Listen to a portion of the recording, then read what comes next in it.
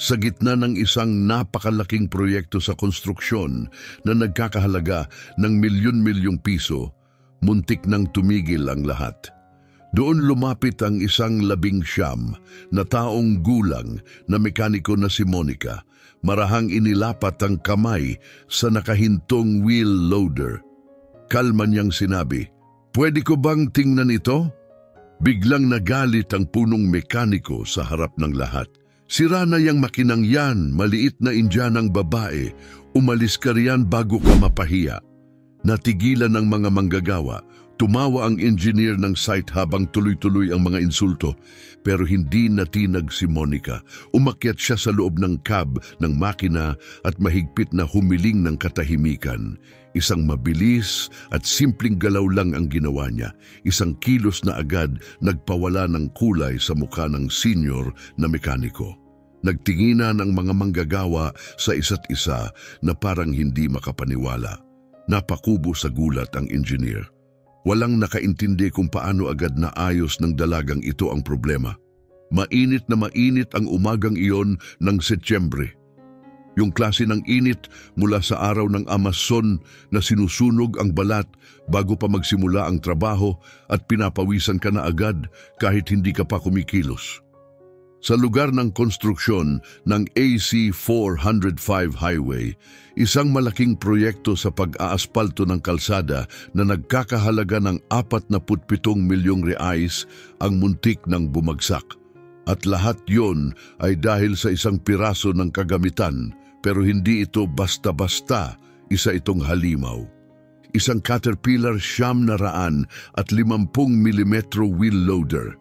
Isang napakalaking makinang dilaw na may timbang na 22 tonelada, may taas na 3.2 metro at kayang maghakot ng 5 kubikometro ng lupa sa isang buhos.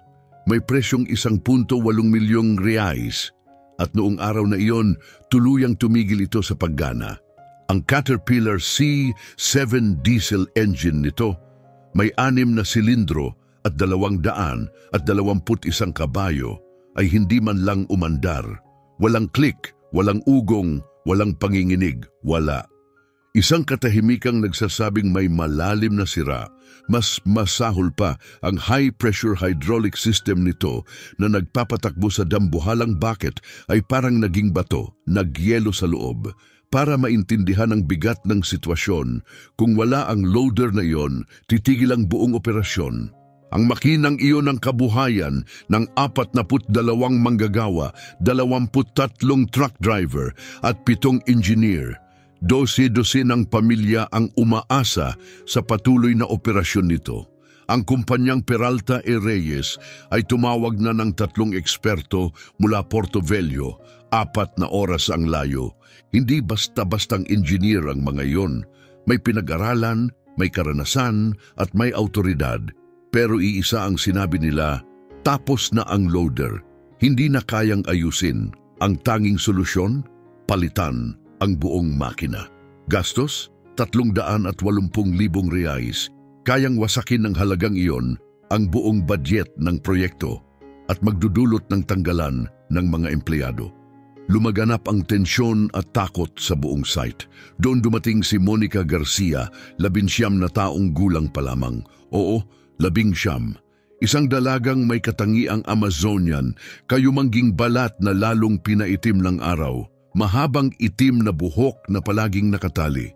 Ang asul niyang overalls ay luma at puno ng mantika at grasa sa tagal ng gamit.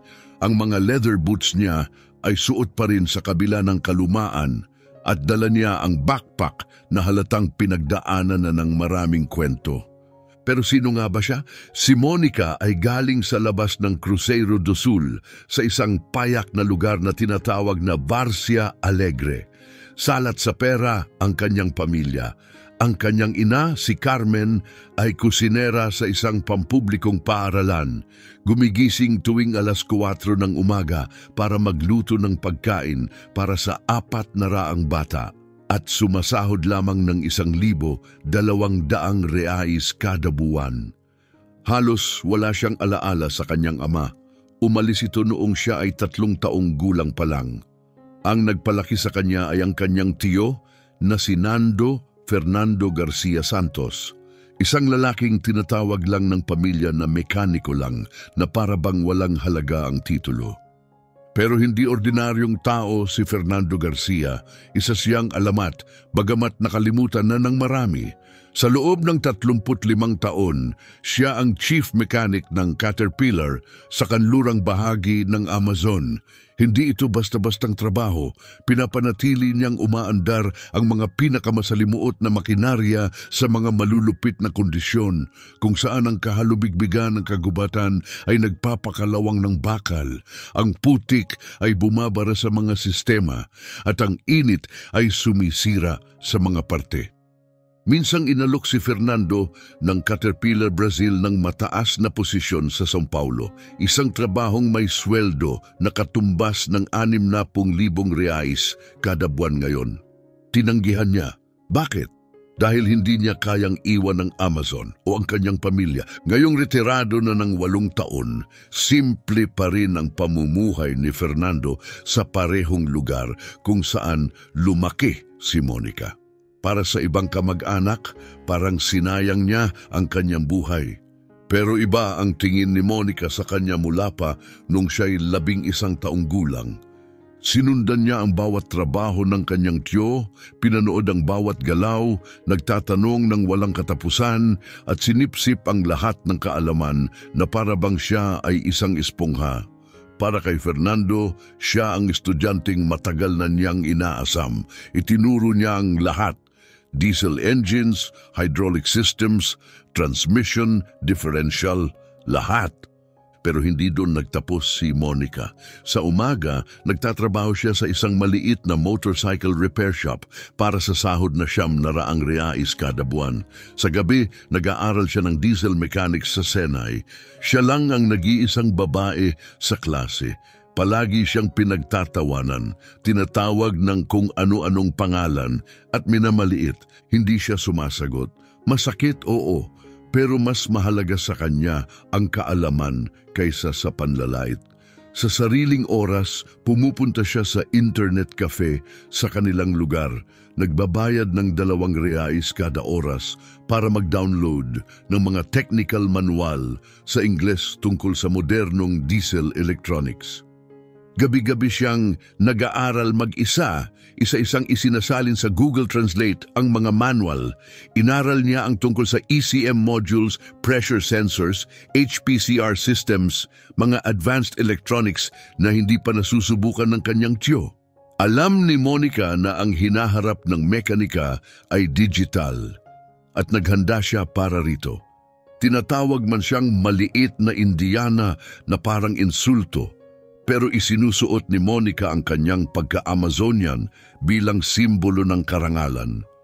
May buong dangal at lakas. Madalas sabihin ni Monica ng buong pagmamalaki, ang mga katutubo ang tunay na tagapangalaga ng lupang ito. Pero naniniwala rin ako na ang mga makinarya tulad ng traktora at loader ay nagbibigay ng dignidad sa mga manggagawa. Pwede nating parangalan ang gubat at sabay na tumulong sa pagbuo ng Brazil. Palagi siyang tumatayo para sa mga manggagawang mula sa Hilagang Silangan, Northeasterners, na lumipat sa Acre para humanap ng mas magandang buhay. Para sa kanya, sila ang tunay na tagapagtayo ng bansa, mga taong masipag at karapat-dapat igalang. Noong mainit na umagang iyon ng Setyembre, dumating si Monica sa construction site dahil sa tip ng kaibigan na nagtatrabaho roon. Isang makina raw ang nasira. Kusang loob siyang nag-alok ng tulong at doon niya unang nakilala si Ronald Castillo.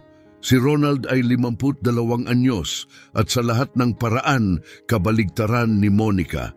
Tubong mayamang pamilya sa Manaus, si Ronald ay nakapag-aral sa mga prestihiyosong technical school. Napuno ng mga internasyonal na sertipiko ang dingding ng kanyang opisina.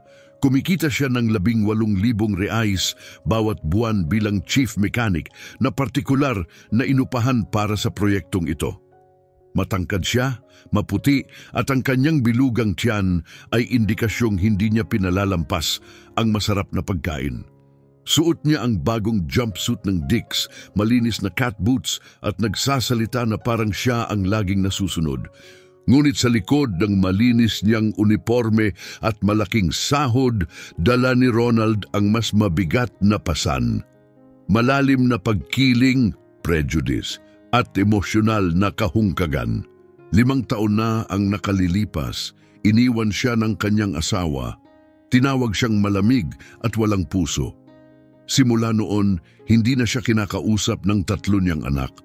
Tinatago ni Ronald ang kanyang kalungkutan sa anyo ng kayabangan at pagkasuklam, lalo na sa mga tagahilagang silangan, mga katutubo at sa mga babaeng nagtatrabaho sa larangan ng mekanika. Para sa kanya, ang pagkukumpuni ng makina ay mundo ng kalalakihan. Ang makita ang isang babae sa kanyang larangan ay hindi lang kakaiba. Ito ay kasuklam-suklam. Kaya nang marahang lumapit si Monica sa sirang loader at nagsabing, "Paumanhin, maaari ko po bang silipin ang makina?" Tumingin sa kanya si Ronald na punong-puno ng paghamak at pangmamaliit. "Anong sabi mo, iha?" Tanong niyang malakas, sinadyang marinig ng lahat. Huminga ng malalim si Monica. "Mekaniko po ako. Sanay ako sa heavy equipment. Baka po matulungan ko kayong matukoy ang sira." Ang sumunod na nangyari ay hindi niya kailanman malilimutan.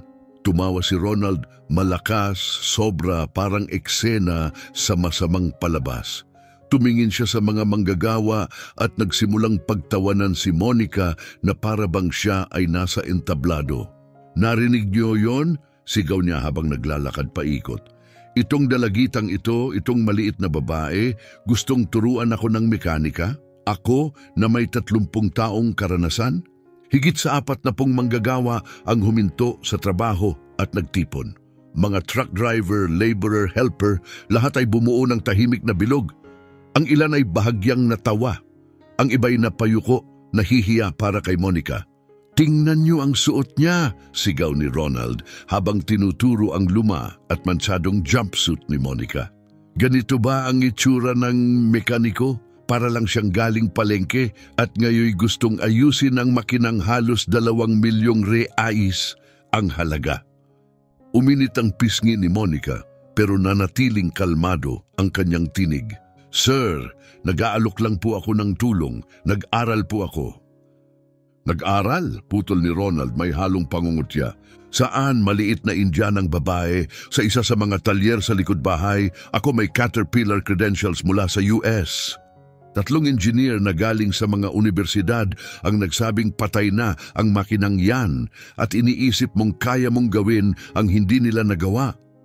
Ang pagtawag niya kay Monica ng maliit na Indianang babae ay punong-puno ng panghahamak. Napalingon ang ilang manggagawa, halatang naasiwa, pero walang naglakas loob na kumontra. Alam nilang may kapangyarihan si Ronald na tanggalin sila sa trabaho. At ito, mga kaibigan, ay simula pa lamang. Hindi pa natapos si Ronald. Ginawa niya itong pampublikong palabas, paikot-ikot kay Monica na parang hayop sa panguhuli, matatalas, malalakas at nakakasugat ang bawat salita. Tirik na tirik ang araw, pawis ang bawat noo. Pero walang gumalaw. Para bang nagyelo ang buong site, pinapanood ang pagpapahiya kay Monica. "Alam niyo kung anong nakakatawa?" ani Ronald. "Baka ni hindi nito alam ang kaibahan ng diesel at gasoline engine. Baka iniisip pa niyang pinapaandar ang loader sa katas ng puno." May ilan pang natawa. Nanlaki ang mata ni Monica. Ramdam ang luha sa gilid ng mga mata, pero hindi niya pinakawalan. Pinisil niya ang palad sa loob ng kanyang bulsa. Nagmarka ang kuko sa kanyang balat. Hindi siya iiyak. "Ginoong Ronald," ang kanyang tinig ay matatag. "Sa totoo lang po, pinag-aralan ko ang modern diesel injection technology." "Nag-aral ka raw?" sigaw ni Ronald. Lumapit hanggang maamoy na ni Monica ang lumang kape sa hininga niya. "Alam mo kung saan ka nararapat, iha? Sa bahay, nag-aalaga ng anak, naglalaba, nagluluto, doon nababagay ang babae. Hindi dito. Hindi sa harap ng tunay na lalaki at lalong hindi sa harap ng makinang mas mahal pa sa buong buhay mo." Bigla, may isang lalaking lumapit, si Francisco Cruz, punong engineer ng buong proyekto. Siya ay 61 taong gulang, may pilak na buhok at tindig na parang dating sundalo. Nagkaroon ng kaunting pag-asa si Monica. Baka siya na ang magtatanggol sa kanya. Pero ang kanyang sinabi ay tuluyang bumasag sa puso ni Monica.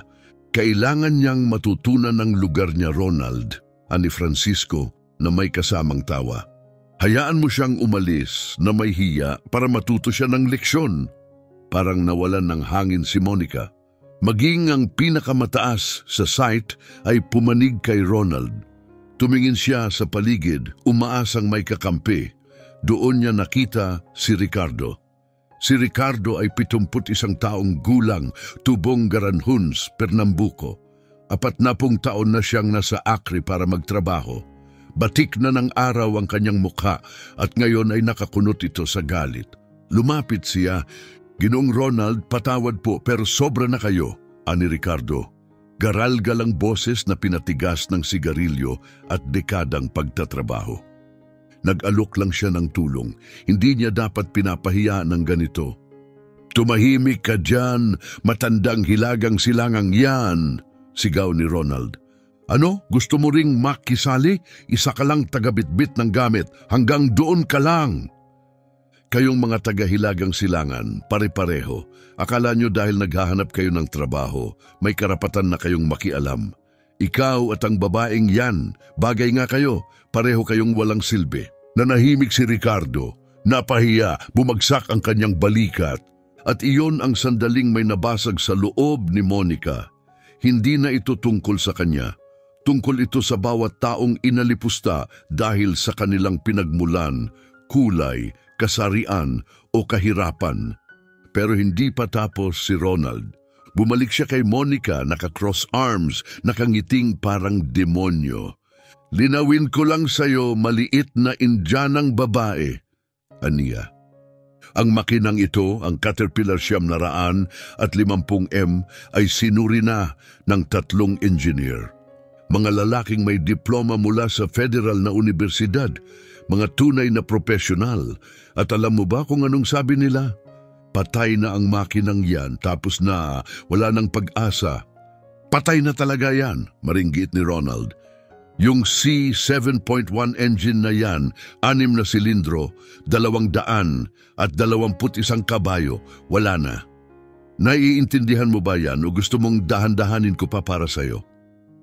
Huminga ng malalim si Monica bago sumagot. "Alam ko po kung ano ang ibig sabihin ng beyond repair. Pero minsan, putol muli ni Ronald, muling itinaas ang boses. Walang minsan-minsan dito. Nakakagulat lang talaga na iniisip mong mas magaling ka pa sa 3 professional na engineer. Ikaw, isang 19 na taong dalaga galing sa mahirap na lugar? Baka nga hindi mo pa natapos ang high school." "Natapos ko po," tahimik na tugon ni Monica. "At nakapagtapos din po ako ng technical course sa Senai." Tumawa si Ronald, malakas at masakit pakinggan sa gitna ng construction site. "Senai," aniya habang nangiinsulto. "Oo naman, yung maliit na public school kung saan kahit sino pwedeng pumasok. At ngayon, iniisip mong sapat na iyan para tumapat sa mga engineer na nag-aral sa totoong universidad?" Lumapit si Francisco Cruz, ang punong engineer, at ipinatong ang kamay sa balikat ni Ronald. Hindi naman siya mali, pero sa pagkakataong ito, tama si Ronald, sabi niya. "Wala na talaga ang engine. Nakausap na namin ang Caterpillar. Magpapadala sila ng bagong makina mula São Paulo. Tatagal ng 3 linggo. Oo, madedelay ang proyekto, pero wala na tayong ibang option. Tapos na ang makinang to, wala na." Inulit ni Ronald ang mga salita, mabagal at may halatang tuwa. "Narinig mo yon, maliit na Indianang babae. Patay, wala na, walang silbi. At ikaw nagpapakitang parang may alam na parang makatulong ka talaga. Nakakatawa." At doon nagbago ang lahat. Tumindig si Monica, tumitig ng diretso kay Ronald at sinabi, Kalma, matatag, at mas malakas pa sa dati. Paano kung mapatunayan kung mali kayo? Biglang natahimik ang buong construction site. Tanging ihip ng hangin sa mga puno ang maririnig. Napakunot noo si Ronald, tila di makapaniwala sa narinig. Anong sinabi mo? Sabi ko, ulit ni Monica, ngayon ay mas malakas ang boses. Paano kung mali kayo? Paano kung hindi patay ang makinang ito? Paano kung makita ko ang totoong sira? Yung hindi nakita ng 3 engineer ninyo? Naging tangisi ang pagtataka sa mukha ni Ronald. Tumingin siya kay Francisco nang ngumiti rin, tila may bagong aliw na sasalubungin. Ito ang gusto ko. Pumalakpak si Ronald parang isang ringmaster na naghahanda ng palabas. Mga Ginoo, makinig kayo, may palabas na magsisimula. Muling umikot si Ronald kay Monica parang aktor sa entablado. O sige, ganito ang laro. Ikaw lang, walang tulong mula kahit kanino. Ang kailangang makahanap ng sira ng loader na to. Isang bagay na hindi nakita ng 3 lisensyadong engineer. Kapag nagawa mo yon, luluhod ako sa harap ng lahat at magsosorry. Aaminin kong mali ako, aaminin kong mas magaling ka sa akin. May ilan sa mga manggagawa ang nagsimulang maglabas ng cellphone. Gusto nilang i-record ang palpak na inaasahan nilang mangyayari. Ngunit itinaas ni Ronald ang daliri at sa kanyang mata ay nagningning ang malupit na kasiyahan. Pero kapag nabigo ka at sigurado akong mabibigo ka, may gagawin ka rin para sa akin. Sasabihin mo ng malakas sa harap ng lahat at ng kamera na ang mga babae ay hindi nababagay sa trabaho ng mabibigat na makinarya. Aaminin mong nagkamali ka at pangakong hindi ka na muling mag-aalok ng serbisyo mo sa kahit anong construction site dito sa rehiyong to. Tapos ka na, wala nang ikalawang pagkakataon. Ang munting pangarap mong maging mekaniko, wala na. Mabilis ang tibok ng puso ni Monica, parang tambol sa kanyang dibdib. Naisip niya ang kanyang tiyonando na ilang taon siyang tinuruan. Naalala niya ang mga gabing gising pa rin siya, binabasa ang mga manual, isa-isang isinasalin ang mga salitang teknikal. Naalala niya ang kanyang ina na gumigising ng madaling araw para magluto sa daan-daang bata, kapalit ng halos walang kinikita. Naalala niya si Ricardo, ang matandang manggagawang nagtangkang ipagtanggol siya pero pinatahimik sa harap ng lahat. At higit sa lahat, naalala niya kung ilang beses siyang tinawag na maliit na Indianang babae na parang isa itong panlalait, pero sa totoo lang, iyon ang kanyang pinakamalakas na sandata. At sa kanyang isipan, muling umalingaw-ngaw ang mga salita ng kanyang tiyo. Hindi nagsisinungaling ang mga makina, Monica. Wala silang pakialam sa lahi, kasarian o estado sa buhay. Nagsasabi lang sila ng totoo kung marunong kang makinig. Itaas ang kamay si Monica. Sige, tanggap ko ang hamon. Hinawakan ni Ronald ang kamay niya nang may sobrang lakas, tila nais siyang takutin. Nakangiti siya pero puno ng panlalait. Perpekto, Francisco, narinig mo yon? Tumango si Francisco, nakakrus ang mga braso, nakangising may paghamak. Lahat ng tao rito ay saksi at nakarecord lahat to. Tumingin siya kay Monica. Sigurado ka ba, iha? Isang malaking pagkakamali iyan. Sigurado ako, sagot ni Monica. Walang pag-alinlangan sa boses niya. Umatras si Ronald, binuka ang mga braso na parang aktor sa final scene ng isang palabas. O sige, maliit na Indianang babae, ipakita mo nga kung anong kaya mo. Sige na, nangungutyang sabi ni Ronald, ipakita mo sa amin ang talino mo. Tingnan natin kung kaya mong malaman ang hindi nakita ng 3 lisensyadong engineer. Ikaw, isang teenager na galing sa pampublikong paaralan, mas matalino pa raw sa mga lalaking mas matagal nang nagtatrabaho kaysa sa edad mo. Sige, ipakita mo. Nanonood kaming lahat. Higit sa 15 manggagawa ang nakahawak na sa kanilang mga cellphone, nakarecord na. Lahat sila inaasahang masaksihan ang pagkakamali ni Monica. Walang gustong makaligtas sa sandaling iyon. Lumapit si Monica sa dambuhalang Caterpillar 950M wheel loader. 22 toneladang makina at bakal. Mahigit 3 metro ang taas. Kulay dilaw ng Caterpillar, pero ngayon ay balot ng alikabok mula sa pulang lupa ng Acre. Ang malawak na bucket sa harapan na kayang maghakot ng 5 kubiko metro ng lupa ay tila natutulog, isang halimaw na wala ng pag-asang magising. Marahang ipinatong ni Monica ang kanyang kamay sa mainit na bakal ng makina at pumikit. Sa kanyang isipan, malinaw niyang narinig ang tinig ng kanyang tiyo Nando. Lagi mo munang pakinggan, iha, bawat makina may boses. Kailangan mo lang intindihin ang wika nito. Umakyat siya sa loob ng cab ng loader, mainit sa loob. Ang leather seat ay parang pinainit ng araw. Umupo siya sa likod ng mga kontrol, dama ang bigat ng mga matang nakatutok sa kanya.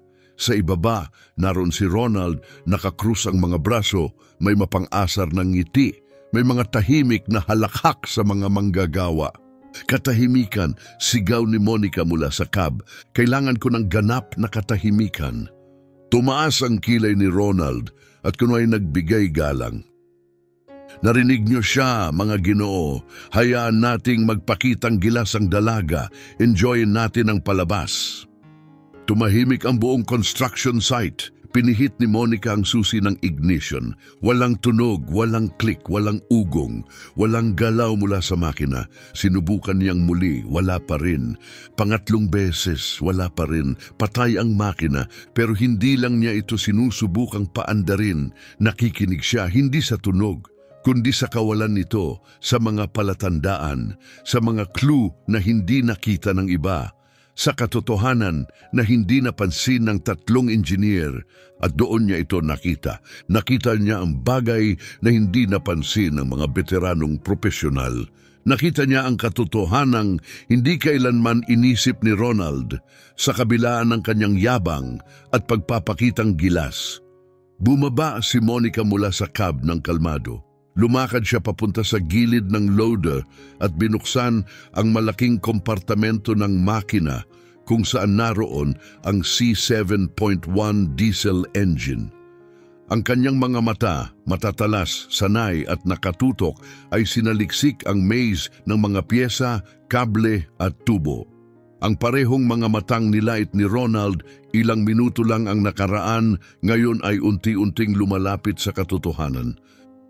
Ang mga sumunod na sandali ay magiging bahagi ng alamat ng lugar na iyon. Sinuri ni Monica ang C7.1 engine na may matinding focus. Ang kanyang mga kamay, maliit pero batikan, ay gumalaw ng may katiyakan. Tiningnan ang mga kable, kinapa ang fittings, sinundan ang hose at koneksyon, hinahanap ang bagay na hindi nakita ng iba. Napakalalim ng katahimikan, maririnig mo ang ihip ng hangin sa kagubatan. Nakapako ang lahat ng manggagawa sa kanilang kinatatayuan. Maging ang araw ay tila tumigil. Nanatiling nakatayo si Ronald, nakakrus pa rin ang braso, may mapanlait ng ngiti sa mukha. Sa taas niyang 1.85 metro, nangingibabaw siya sa karamihan.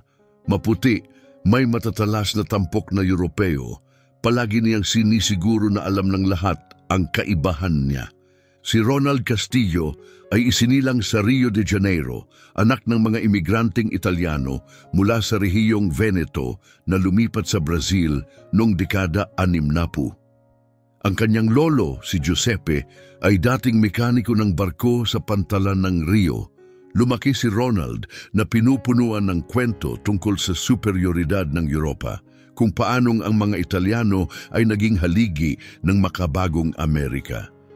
Paglipat niya sa Manaus sa edad na 25, dala niya hindi lang ang kaalamang galing sa mamahaling paaralan, kundi isang tahimik pero matatag na paniniwala na mas mataas siya kaysa sa iba. Para sa kanya, ang kanyang balat, taas at apelyido ay patunay ng pagiging mas mahalaga. Ang mga katutubo, ang mga tagahilagang silangan, ang mga manggagawang kayumanggi ay mas mababa. Mga gamit, hindi kapantay, lalong hindi pinuno. O maliit na Indianang babae, sigaw ni Ronald kunwaring may pag-uusyoso.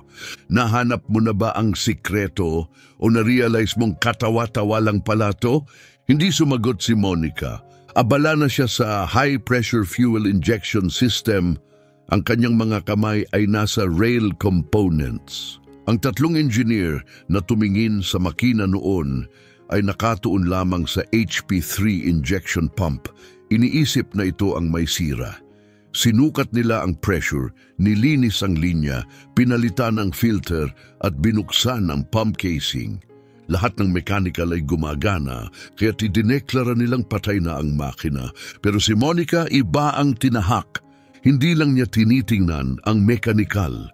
Ang kanyang paningin ay nasa kumukontrol sa mga ito, ang electronics. Taon siyang nag-aral, mag-isa, walang bayad, upang maunawaan ang mga sistemang ito, mga sistemang iniiwasan ng maraming tradisyonal na mekaniko dahil sa sobrang komplikado. Nahanap niya ang ECM, Electronic Control Module, ang utak ng makina, ang bahagi na nag-uutos sa bawat injection, bawat adjustment, bawat kilos. At doon tumigil ang kanyang mata sa isang maliit na sensor, ang rail pressure sensor, konektado sa high pressure system. Sa malapit, napatingin sa relong ginto ng kanyang Casio si Francisco Cruz at napabuntong hininga. "Ronald, parang masyado nang matagal to," bulong niya, halatang nababagot. Wala siyang alam sa ginagawa niya, bulong ni Francisco habang iniiwasang tingnan si Monica. "Tigilan na natin ang kalokohang to." Pero si Ronald, sabik sa palabas, itaas palalo ang kamay na parang direktor sa entablado. Hindi. Hayaan natin siyang tapusin. May pustahan na yan, di ba? Kailangan niyang panindigan. Lumapit siya ng may mapanlait ng ngiti. 5 minuto na lang. Maliit na Indianang babae, tapos sasabihin mo ng malakas na hindi bagay ang mga babae sa mekanika at aalis ka sa site na to habang buhay. At doon tahimik na lumayo si Monica sa loader. Lumapit siya sa kanyang lumang silver na Honda CG 160 motorcycle, yung nabili niya ng second hand sa halagang 2,500 Brazilian real, ang nag-iisa niyang sasakyan. Sa likod nito nakatali ang luma niyang backpack, halos wasak na ang mga sintas. Binuksan niya ito at kinuha ang isang 14 na pulgada Dell laptop na may basag na gilid. May mga kupas na sticker sa takip. Isa iyong 5 o 6 na kamay na laptop na nabili niya sa junkyard sa halagang 300 Brazilian real at siya mismo ang nagayos. Tumawa ng malakas si Ronald. "Ano yan ngayon? Mag-e-email ka sa loader, i-google mo kung paano siya buhayin?" Hindi siya pinansin ni Monica. Bumalik siya sa loader, hawak ang laptop, matatag ang focus. Binuksan niya ang side panel ng makina, hinanap ang nakatagong diagnostic port at ikinonekta ang cable. Isang cable na siya mismo ang gumawa at naghinang gamit ang murang piyesa mula sa electronics shop. Lumapit si Ronald, nakakunot ang noo. "Anong ginagawa mo?" "Diagnostic port ito," sagot ni Monica, hindi man lang tumingin sa kanya. "Ako ang gumawa ng cable na to." "Nagbibiro ka, di ba?" sabat ni Ronald. "Wala ka nang tamang kagamitan. Ang diagnostic software ng Caterpillar ay nagkakahalaga ng mahigit 45,000 Brazilian real. At yung laptop mo, halos sira na. Malamang piratang software pa ang gamit mo." Pero abala na si Monica sa pagtatype. Ang hindi alam ni Ronald, hindi rin alam ng sino man doon, ay 8 buwan na niyang pinag-aralan ang vehicle diagnostics. Nanood siya ng mga video sa YouTube sa Ingles, nagbasa ng mga forum, nagsanay sa simulation software at natutong i-modify ang mga ordinaryong computer para makabasa ng data mula sa industrial equipment. Maaring illegal, maaring hindi lisensyado, pero gumagana ito. Lumabas ang mga linya ng code sa screen, bumaha ang diagnostic data. Mabilis na gumalaw ang mga daliri ni Monica sa keyboard. Nag-navigate siya sa menu, nagbasa ng error logs at nagbigay ng mga utos sa system na may kumpiyansa. Doon naramdaman ni Ronald ang isang hindi pamilyar na bagay, pagdududa.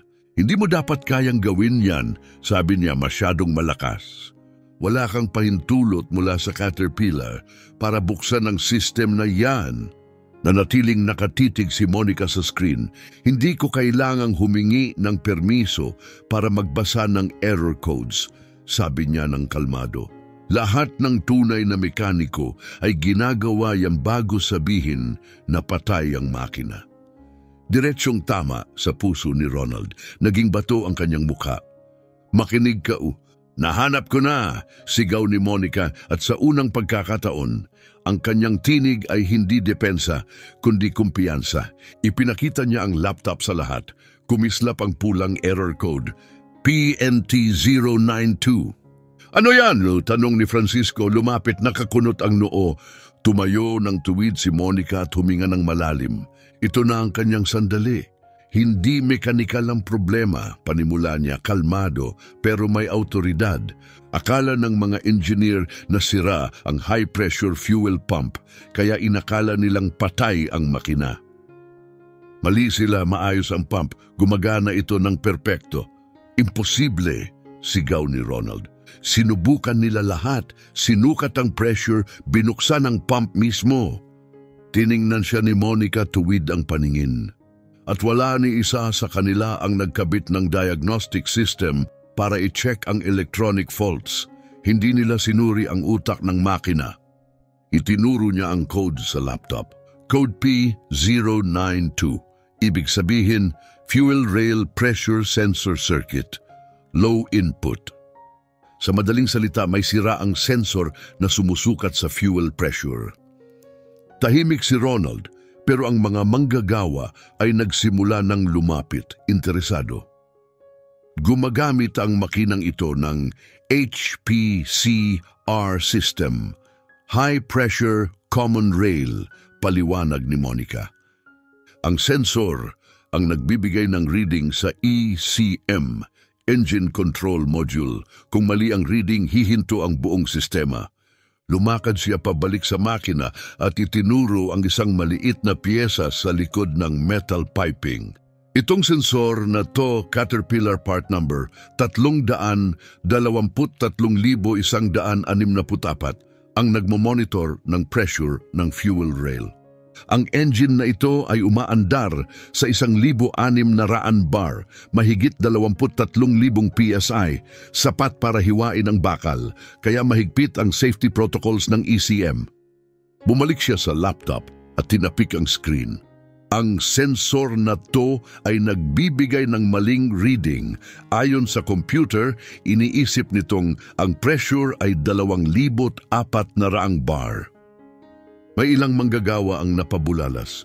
Iniisip ng ECM na nasa sobrang presyo ng system, pwedeng sumabog. Kaya anong ginagawa nito? Tumingin siya sa paligid, pinalot ng katahimikan ang lugar. Isinasara nito ang lahat, tinitigil ang fuel injection, kaya hindi umaandar ang engine. Hindi patay ang makina, pinoprotektahan lang nito ang sarili nito. Ipinatigil ng makina ang sarili nito para protektahan ang sistema, mahinahong sabi ni Monica. Sa pagkakataong iyon, iba ang katahimikan na bumalot sa construction site. Hindi ito katahimikan ng panlalait, hindi rin ito katahimikan bago ang isang biro. Ito'y katahimikan ng hindi makapaniwala, walang gumalaw, walang huminga, mabigat ang hangin, puno ng pagkamangha. Pero hindi pa tapos si Monica. Gumagamit ang Caterpillar 950M na ito ng C7.1 engine na may dual injection system, pilot at main phases. Ang eksaktong oras ng pag-inject ng diesel sa cylinders ay nakadepende sa sensor na ito. Kapag maling data ang ipinadala ng sensor, titigil ang buong makina. Pero ang engine mismo, ang fuel pump, injectors at lahat ng mekanikal na bahagi ay maayos. Palitan ang buong engine sa halagang 380,000 Brazilian real para mo lang sinusunog ang pera. Nanatiling nakatayo si Ronald. Bumuka ang bibig niya pero walang lumabas na salita.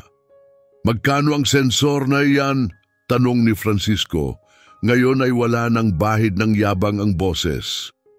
800 at 70 reais, mabilis na sagot ni Monica. $890 kumpara sa $380,000. Yan ang pagkakaiba ng tunay na diagnosis at ng pabayat maling hula. Kasinungalingan! Biglang sigaw ni Ronald, nanginginig ang boses. Peke yan, niloko mo kami. Yang laptop mo, binago mo ang error code. Panlilin lang to. Tahimik at matatag na humarap si Monica sa kanya. Kung talagang masinsina ng mga engineer mo, Ginoong Ronald, wika niya, bakit wala ni isa sa kanila ang kumabit ng diagnostic tool? Bakit walang tumingin sa ECM error logs? Bakit agad nilang ipinagpalagay na sira ang mechanical nang hindi man lang sinuri ang electronics? Hindi sumagot si Ronald. Ang kanyang maputlang mukha na dati puno ng yabang, ngayoy baluktot ng galit, kahihiyan at kawalang magawa. Patutunayan ko, deklarasyon ni Monica, papalitan ko ang sensor dito mismo ngayon din at i-start ko ang makinang to na parang bago. At kapag nangyari yon, tutuparin mo ang pangako mo. Luluhod ka at hihingi ng tawad. Wala ka namang piyesa, sigaw ni Ronald, desperadong kumakapit sa huling pag-asa.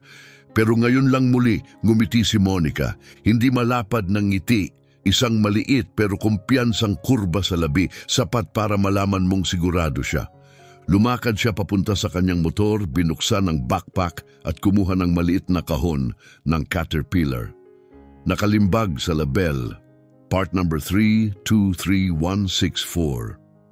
Palagi akong may dalang pressure sensor, sabi niya. Isa ito sa mga pinakakaraniwang nasisirang bahagi sa modern diesel machines. 6 na buwang akong nag-ipon para makabili ng 3. $300 kada isa. Imported mula Paraguay. Pero totoong Caterpillar parts yan. Umatras si Ronald, tila tinamaan ng malakas na sampal. Si Francisco, tulala sa kahon, ang dating pagdududa ay napalitan ng paggalang. Si Ricardo, ang matandang manggagawang unang tumayo para kay Monica, ang unang pumalakpak. Sa una marahan. Sinundan ng iba, mga tagahilagang silangan, mga katutubo, mga technician, hanggang sa naging isang dambuhalang palakpakan ang lumaganap sa buong site. At si Ronald Castillo, ang mahal na bayad na chief mechanic mula Rio, taglay ang apelidong Italiano at mamahaling pagsasanay, ay napagtanto na siya'y natalo ng mismong babaeng ilang minuto lang ang nakalipas, ay tinawag niyang walang silbi. Kinuha ni Monica ang kanyang pulang metal toolbox, ang gamit na minsang pagmamay-ari ng kanyang tiyonando, ipinamana sa kanya na parang kayamanang pamana at nagsimulang magtrabaho, maingat, mapanuri, eksakto. Inalis niya ang sirang pressure sensor mula sa HPCR system. Isang maliit na silindro, mga 8 sentimetro ang haba, may 6-pin electrical connector. Ipinakita niya ito sa karamihan. Halata ang sira, berdeng kalawang sa mga pin. Ang matinding humidity ng Amazon ay pumasok sa seal gaya ng dati. Ito, sabi ni Monica habang taas kamay ang piyesa. Ang dahilan ng maling pressure readings, ang corrosion ay pumipigil sa tamang signal kaya ang ECM ay nagtitrigger ng shutdown bilang proteksyon. Walang sira ang makina, wala, ni Katiting. Sa loob ng wala pang 15 minuto, na-install niya ang bagong sensor. Nilinis ang contacts gamit ang electrical cleaner, sinigurado ang koneksyon, sinelyuhan muli at bumalik sa laptop. Sinunod niya ang bawat hakbang para i-reset ang ECM, mga hakbang na kabisa niya mula sa English manuals. Bawat galaw niya ay kumpiyansado, mabilis, eksakto. Tahimik si Ronald. Tuluyan nang nawala ang kulay sa kanyang mukha. Hindi na nakakrus ang braso ni Francisco Cruz. Hindi na siya nakatingala mula sa taas. Ngayon nakatayo siya, nakatingin kay Monica. Hindi bilang batang babae, kundi bilang isang ganap na profesional. Tapos na, sabi ni Monica. I-start ko na. Umakyat siya muli sa cab ng loader. Umupo sa likod ng manibela. Hinawakan ang ignition key at pinaikot ito. Tumigil ng 2 segundo ang lahat at pagkatapos umungal ang makina. Bumuhay ang Caterpillar C 7.1 engine sa isang nakabibinging sigaw na yumanig sa lupa. Ang 221 horsepower ay sabay-sabay na nagising. Ang ingay ng diesel ay kumalat sa buong site na parang higanting muling nagising mula sa malalim na tulog. Sumingaw ang itim na usok mula sa tambutso. Kumikilos na muli ang loader. Ang hydraulic arms ay agad tumugon. Inangat at ibinaba ni Monica ang bucket na parang sanay na sanay. Lahat ay gumagana. Ang makinang patay na habang buhay, ayon sa 3 engineer, ay muling nabuhay sa kamay ng isang 19 na taong dalagang mekaniko. Sumabog sa palakpakan ang buong construction site. May sumipol, may sumigaw, may mga nagtapon ng helmet sa ere. May yumakap, umiyak, tumawa, hindi makapaniwala sa nakita. 42 pamilya na ilang minuto lang ang nakaraan ay nasa bingit ng pagkawala ng kabuhayan na isalba mula sa kapahamakan. Ang proyektong 47 milyong real ay ligtas na. At lahat ng ito ay dahil sa isang 800 at 70 real sensor na natukoy ng isang 19 na taong dalagang mekaniko sa loob lang ng kalahating oras. Pinatay ni Monica ang makina at bumaba mula sa cab. Bumuhos ang luha sa kanyang mukha, hindi dahil sa sakit kundi sa pagkaluwag. Bawat panlalait, bawat pagdududa, bawat kahihiyan, naghilom na. Si Ricardo, ang matandang manggagawang taga-Hilagang Silangan na unang pumanig sa kanya, tumakbo papalapit at niyakap siya. Alam kong may kakaiba sa iyo, Hija, pagpalain ka ng Diyos. Nanginginig ang kanyang tinig. Isa-isa, nilapitan siya ng mga manggagawa, nakipagkamay, tumapik sa likod, ngumiti ng may tunay na paghanga. Pero unti-unting nagbago ang atensyon. Lahat ng mata ay lumipat kay Ronald Castillo, ang chief mechanic na may 30 taong karanasan, sweldo na 18,000 real at yabang na akala mo'y hindi matitinag, ay nanatiling nakatayo, walang kibo. Nakababa ang mga braso, wala na ang dating tikas, walang saysay ang kanyang apelidong Europeo, diploma o mamahaling bota. Natalo siya, ganap hayagan ng maliit na Indianang babae na pilit niyang binagsak. Lumapit si Francisco Cruz, ang chief engineer, at marahang nagsalita sapat para marinig ng mga tao. May ipinangako ka, Ronald. Narinig ng lahat, naka-video pa nga. Pumikit si Ronald. Alam niyang kailangan na niyang harapin ito, pero parang bawat hakbang ay bumabasag sa lahat ng paniniwala niya sa sarili. Ronald, ulit ni Francisco, ngayon ay mas matigas ang tono. Tupad ka sa salita mo. Bumalik ang katahimikan, mas mabigat kaysa dati. Walang makina ang gumagalaw, walang nagsalita. Si Monica ay nakatayo lang, ilang metro ang layo, tahimik. Hindi niya kailangang magsalita. Sapat na ang kanyang presensya. Bumukas ang mga mata ni Ronald at unti-unti dahan-dahan lumapit siya kay Monica. Bawat hakbang ay mabigat, tumigil siya sa harap niya at lumuhod. Isang lalaking 1.85 metro ang taas, may matatalas na tampok na Europeo na buong buhay ay ginamit ang anyo bilang simbolo ng superioridad.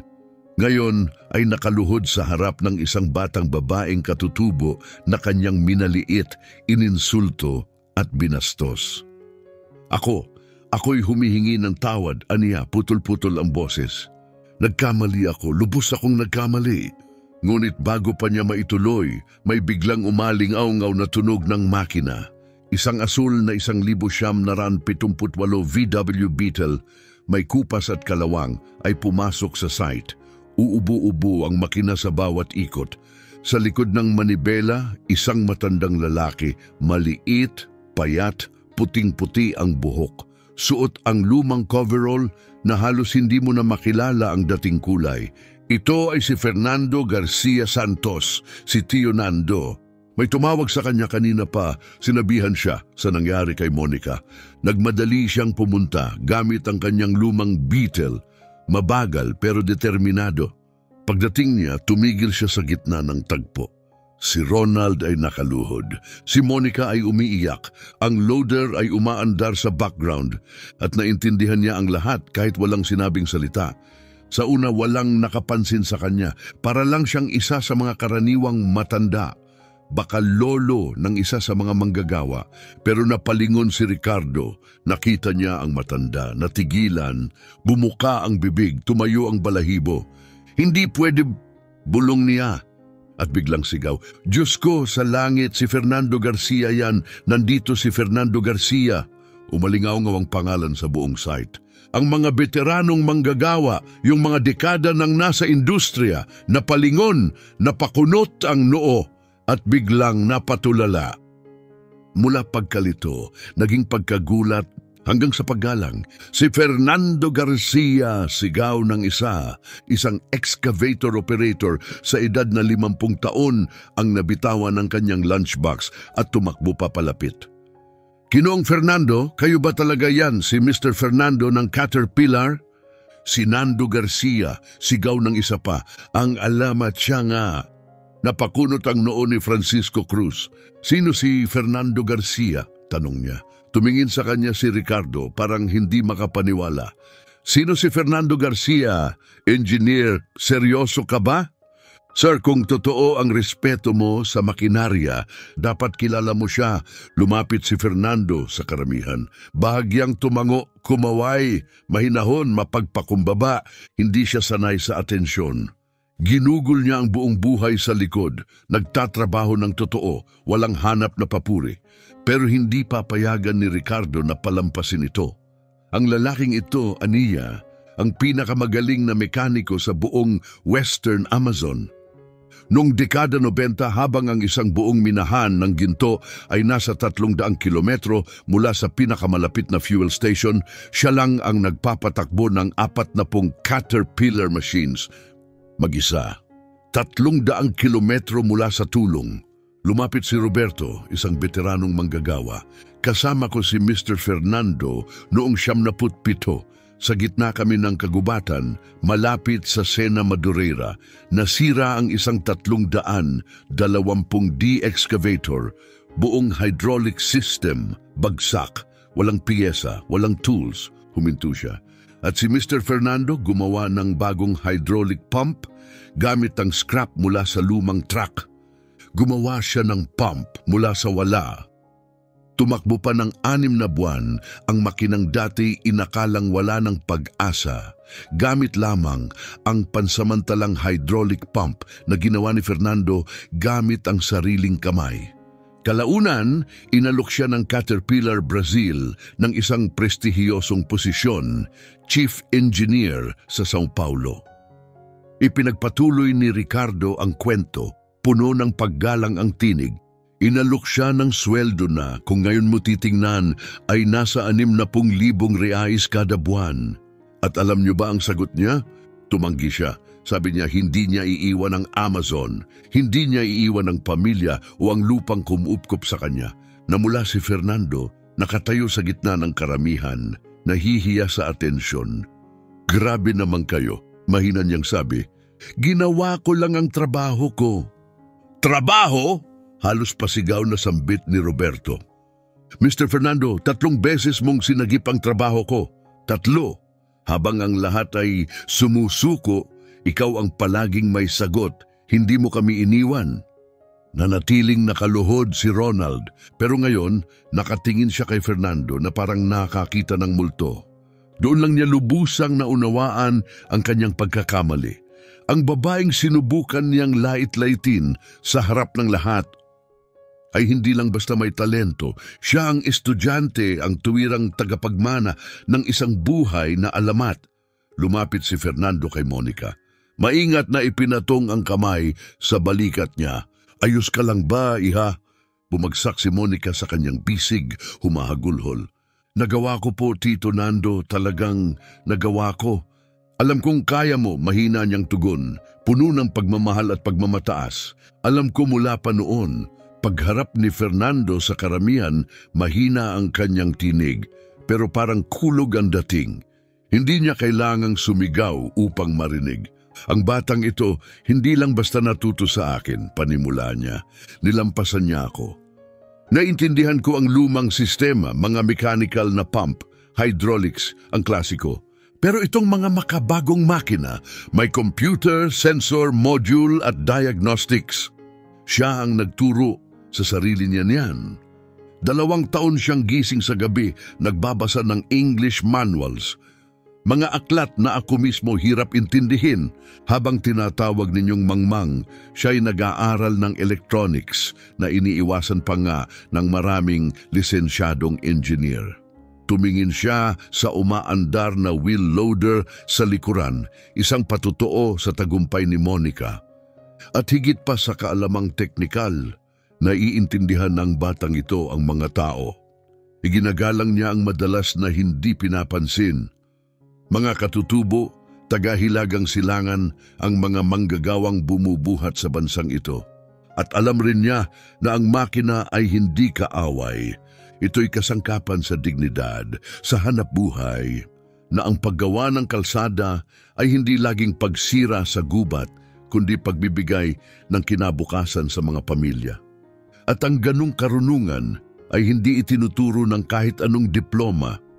Lumapit si Francisco Cruz. Baka sa mukha niya ang malalim na pagsisisi, tiningnan niya sa mata si Monica at sa tinig na puno ng sinseridad sinabi, Miss Monica, naging hangal ako. Hinayaan kong mangyari ang isang napakasamang bagay ngayon. Hindi ko ito pinigilan ng dapat ko sanang ginawa. Patawarin mo ako. Nakaluhod pa rin si Ronald. Ngunit ngayon dumadaloy na ang luha sa kanyang mukha. Ang baluti ng kayabangan at pagiging mas mataas na ilang dekada niyang isinusuot ay nawasak na. Wala na siya kundi isang tao, basag, humaharap sa kanyang mga pagkukulang. Tiningnan siya ni Monica, matagal, tahimik, at pagkatapos ginawa niya ang hindi inaasahan ni Numan. Inilahad niya ang kanyang kamay. Tumayo ka, Ginoong Ronald. Nanginginig ang mga kamay ni Ronald habang inaabot ang kanya. Itinayo siya ni Monica. Nagtagpo ang kanilang mga mata. May karapatan ka ng galitin ako, sabi ni Ronald nanginginig. Hinusgahan kita. Sinira ko ang kumpiyansa mo. Nagpakita ko ng pagmamataas dahil sa edukasyon ko, pinagmulan at itsura. Nagkamali ako sa lahat ng aspeto. Tumango si Monica dahan-dahan. May alam ka, marunong ka, wala namang nagsabing hindi. Pero ang problema, hindi sa mga kamay mo, nasa puso mo. Kung handa kang magbago, kung handa kang makita ang tao batay sa kung sino sila, hindi kung anong lahi, anyo o kasarian. Sige, magtatrabaho ako kasama mo, hindi bilang mas mababa, kundi bilang kapantay. At doon tuluyang bumigay ang huling piraso ng ego ni Ronald. Umiiyak siya, hindi na dahil sa hiya, kundi sa kababaang loob. Sa unang pagkakataon, bumukas ang kanyang puso. Muling lumapit si Francisco. Miss Monica, wika niya, nais kong mag-alok ng formal na kontrata. Technical supervisor ng buong proyektong ito, sweldo 12,000 Brazilian real kada buwan. Ikaw ang magiging responsable sa 23 makina sa site. Fleet na may halagang 34 na milyong Brazilian real. Kailangan ko ng taong mapagkakatiwalaan at pinatunayan mong ikaw yon, natahimik si Monica. 12,000 reais. Mas malaki kaysa sa lahat ng kinita niya. Mas malaki pa kaysa sa isang taong sahod ng kanyang inang kusinera. At si Mr. Ronald, maingat niyang tanong. Mananatili siya, sagot ni Francisco. Bilang assistant mo, kung siya ay papayag, isang baligtaran ng papel, pero sa tingin ko ikabubuti ng lahat. Walang pag-aatubili. Tinatanggap ko, sagot ni Ronald, nakayuko.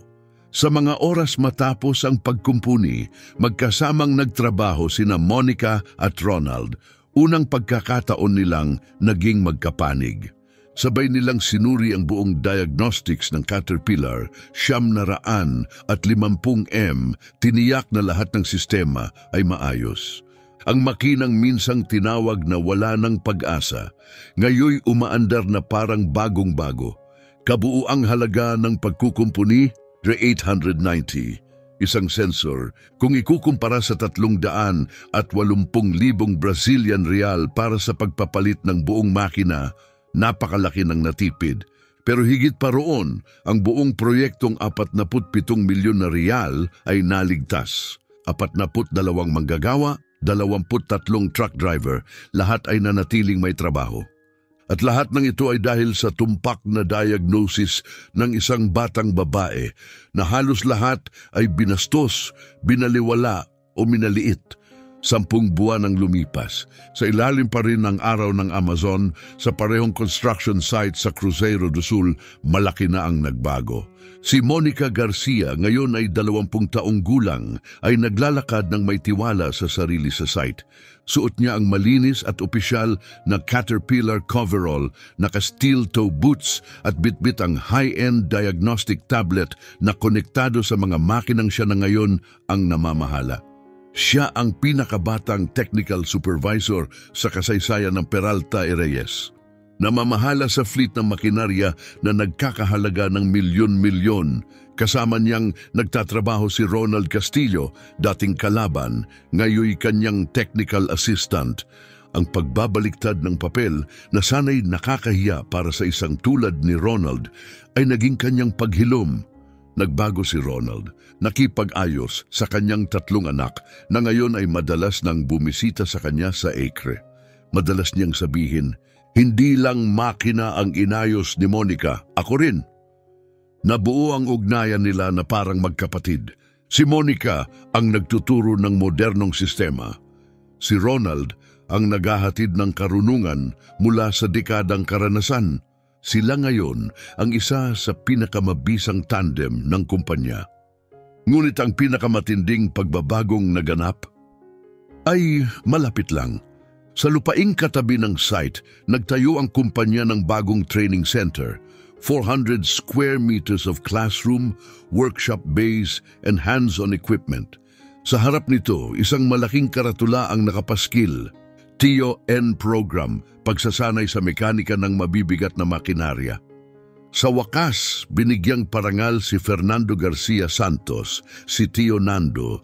3 beses sa isang linggo siyang nagtuturo, ibinabahagi ang dekadang karanasan sa diesel engines, hydraulic systems at preventive maintenance. Si Monica, na dalubhasa na sa makabagong makinarya, ay nagtuturo rin ng automotive electronics, diagnostics at electronic fuel injection, at si Ronald sa kanyang landas ng pagtubos ay nagtuturo ng workshops sa kaligtasan at profesional na etika, mga pagpapahalagang minsan niyang nilabag. Libre ang pagsasanay. Bukas ito para sa mga kabataang katutubo at tagahilagang silangan. Mga komunidad na dati hinamak ni Ronald. Sa loob ng 10 buwan, 47 estudyante ang nagtapos sa programa, 19 na ay kabataang katutubo mula sa iba't ibang tribo ng Amazon. 28 ay migrante mula sa Hilagang Silangan na pumunta sa Acre sa paghahanap ng trabaho. Sa kanila, 32 ay agad na nagkaroon ng trabaho sa mga construction sites sa rehiyon. Kumikita ng 3,000 real hanggang 8,000 real kada buwan. Si Carmen, ina ni Monica, ay nakapagretiro na sa nakakapagod niyang trabaho bilang kusinera sa paaralan. Sa bago niyang sahod, nakabili si Monica ng isang simpleng ngunit maayos na bahay sa gitna ng Cruzeiro do Sul. 3 kwarto, sapat para sa kanya, sa kanyang ina at kay Tio Nando. At si Fernando, ang lalaking minsan ay hindi pinansin kahit ng sariling pamilya. Ngayon ay pinaparangalan ng buong komunidad, Kumalat ang kwento ng 11 na taong gulang na babaeng nagligtas ng multimilyong proyekto sa buong rehiyon ng Acre. Naging simbolo si Monica. Inaanyayahan siyang magsalita sa mga paaralan, ini-interview sa radyo at tinuturing na huwaran ng pagbangon at pag-asa. Pero nananatiling mapagkumbaba si Monica. Tuwing umaga, bago silipin ang mga makina o i-check ang logs, lagi siyang dumadaan sa TON Training Center. Doon, kinakausap niya ang mga estudyante, lalo na yung kahawig niya. Galing sa parehong pinagmulan, may parehong mga pagdududa. At lagi niyang sinasabi ang katotohanan ng kanyang paglalakbay. Makakasalamuha kayo ng mga taong dududahan kayo. Dahil sa kulay ng balat niyo, sa punto ninyo, sa estado sa buhay, sa suot ninyo. Pero tandaan ninyo ito, hindi interesado ang makina sa itsura mo. Hindi sila nagsisinungaling. Nagsasabi lang sila ng totoo kung marunong kang makinig.